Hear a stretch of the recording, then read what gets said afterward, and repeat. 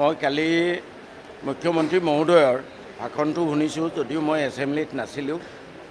মুখ্যমন্ত্ৰী মহোদয়ে মিয়া বুলি সম্বোধন কৰোঁতে আমাৰ জাকিৰ হুছেইন সিকদাৰ আৰু ৱাজেদ আলী চৌধুৰী ডাঙৰীয়া আৰু লগতে সংখ্যালঘু অন্যান্য বিধায়কসকলে বিৰোধ কৰিছে।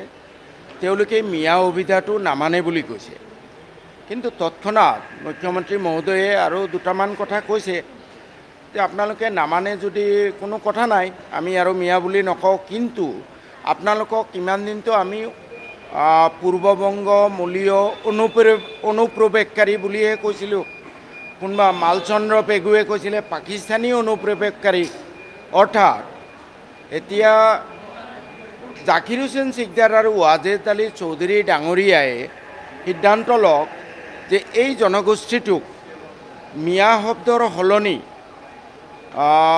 বাংলাদেশী অনুপ্ৰৱেশকাৰী বা পাকিস্তানী অনুপ্ৰৱেশকাৰী বা বংগমূলীয় অনুপ্ৰৱেশকাৰী বা সন্দেহযুক্ত বাংলাদেশী চৰুৱা পমুৱা অভিবাসী এইবোৰ অভিধাৰে এই জনগোষ্ঠীটোক সম্বোধন কৰিব লাগে নেকি? আৰু যদি জনগোষ্ঠীটোৱে মানি লয় যে হয় আমি মিয়া কোৱাতকৈ আমাক বংগমূলীয় অনুপ্ৰৱেশকাৰী কওক, পাকিস্তানী অনুপ্ৰৱেশকাৰী কওক, বাংলাদেশী কওক, সন্দেহযুক্ত বাংলাদেশী কওক, অভিবাসী কওক, আমাৰ আপত্তি নাই, মোৰো আপত্তি নাই, জনগোষ্ঠীৰ সিদ্ধান্ত। এতিয়া অতীতত এই জনগোষ্ঠীটোক বুজাবলৈ আমি দেখি আহিছোঁ এই ধৰণৰ অভিধা দি আহিছে। চৰুৱা পমুৱা অভিবাসী সন্দেহযুক্ত বাংলাদেশী পাকিস্তানী অনুপ্ৰৱেশকাৰী বংগমূলীয় মুছলমান। গতিকে যদি জনগোষ্ঠীয়ে বিচাৰে যে এইবোৰে ভাল, মোৰ ক'বলগীয়া একো নাই। অভিবাসী যিটো শব্দ আমাৰ বহুতো মানুহে ব্যৱহাৰ কৰে, মই দেখিছোঁ। অভিবাসী হ'ল বিদেশৰ পৰা আহি নিগাজিকৈ থাকিবলৈ লোৱা লোক। এই জনগোষ্ঠীৰ মানুহ কোনো বিদেশৰ পৰা অহা নাই। যেনেকৈ চাহ জনগোষ্ঠীৰ মানুহসকল ঝাৰখণ্ড আদি বিভিন্ন অবিভক্ত ভাৰতৰ পৰা আহিছিলে, এই জনগোষ্ঠীৰ মানুহখিনি আহিছিলে পূৰ্ববংগৰ পৰা। পূৰ্ববংগতো বিদেশ নাছিলে তেতিয়া, এইটো বিদেশ হ'ল 47ৰ পিছতে।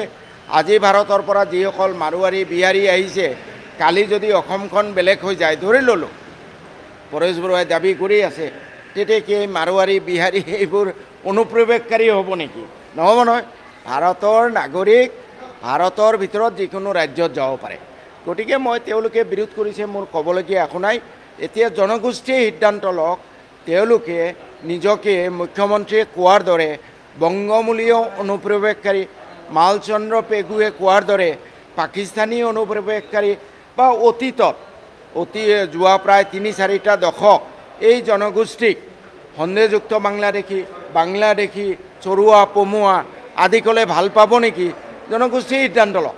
মিয়া যদিও তুচ্ছাৰ্থত ব্যৱহাৰ কৰিছিলে, মই বিচাৰিছিলোঁ যে মিয়া শব্দৰ অৰ্থটো যিহেতু ভাল, অ'কে, আমাক নেগলেক্ট কৰিছে, সেই নেগলেক্টৰ পৰাই এই জনগোষ্ঠীটোৱে আগবাঢ়ি যাওক, এই স্থানৰ পৰাই আগবাঢ়ি যাওক। মই ব্যক্তিগতভাৱে ভাবোঁ মিয়া শব্দৰ অৰ্থ ভাল, সন্মানীয়, আৰু অন্যান্য শব্দতকৈ বাংলাদেশী সন্দেহযুক্ত বাংলাদেশী চৰুৱা পমুৱা অভিবাসী কোৱাতকৈ মিয়া ক'লে মই গৰ্ববোধ কৰিম।